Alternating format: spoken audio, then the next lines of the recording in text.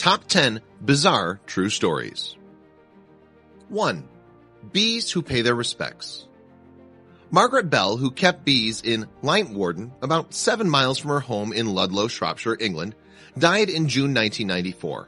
Soon after her funeral, mourners were amazed to see hundreds of bees settle on the corner of the street opposite the house where she'd lived for 26 years. The bees stayed for an hour before buzzing off over the rooftops. The local press ran a photograph of the bees hanging out on the wall in a cluster. 2. Phantom car crash.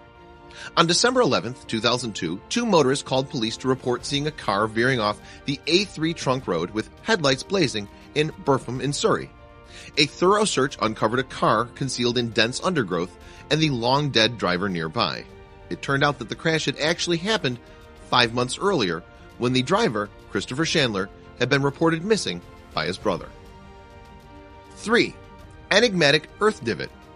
An irregular-shaped hole about 10 feet by 7 feet with 2 feet in vertical sides was found on a remote farm near Grand Coulee in Washington state in October of 1984. It had not been there a month earlier.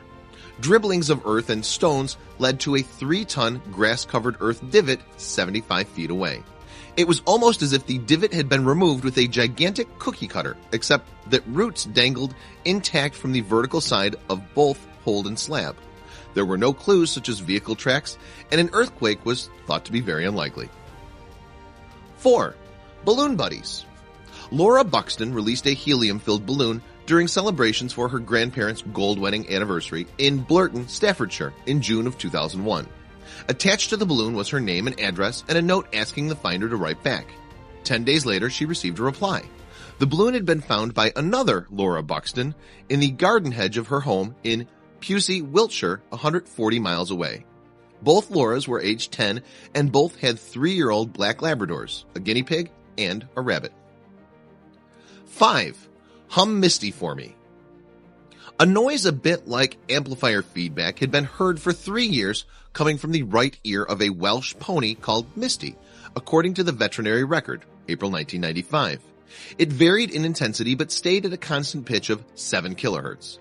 Hearing a buzzing in one's ear is called subjective tinnitus. Much rarer is when others can also hear the noise. This is called objective tinnitus, and the cause is still largely a matter of debate. 6. Whirlwind children. A 9-year-old Chinese girl was playing in Songjian near Shanghai in July 1992 when she was carried off by a whirlwind and deposited unhurt in a treetop almost 2 miles away. According to a Wire report from May 1986, a freak wind lifted up 13 children in the oasis of Hami in western China and deposited them unharmed in sand dunes and scrub 12 miles away. 7. Riverside Mystery. Gloria Ramirez, age 31, died of kidney failure at Riverside General Hospital, California in February 1994, after being rushed there with chest pains. Emergency room staff were felled by fumes when a blood sample was taken. A strange oily sheen on the woman's skin and unexplained white crystals in her blood were reported. A doctor suffered liver and lung damage and bone necrosis. At least 23 other people were affected.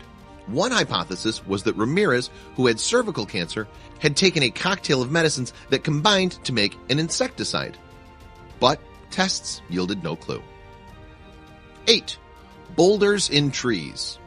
In April 1997, a turkey hunter in Yellowwood State Forest, Indiana, came upon a huge sandstone boulder wedged between 3 branches of an oak tree about 35 feet from the ground. The arrow-shaped rock was estimated to weigh 500 pounds. Subsequently, 4 more large boulders were found wedged high up in trees elsewhere in the forest. All were in remote areas. None of the trees were damaged, and there were no signs of heavy equipment being used or tornado damage, and no one recalled any mishaps involving dynamite anywhere nearby. 9. Helpful voices. While on holiday, a woman referred to by the British Medical Journal in 1997 as AB heard 2 voices in her head telling her to return home immediately.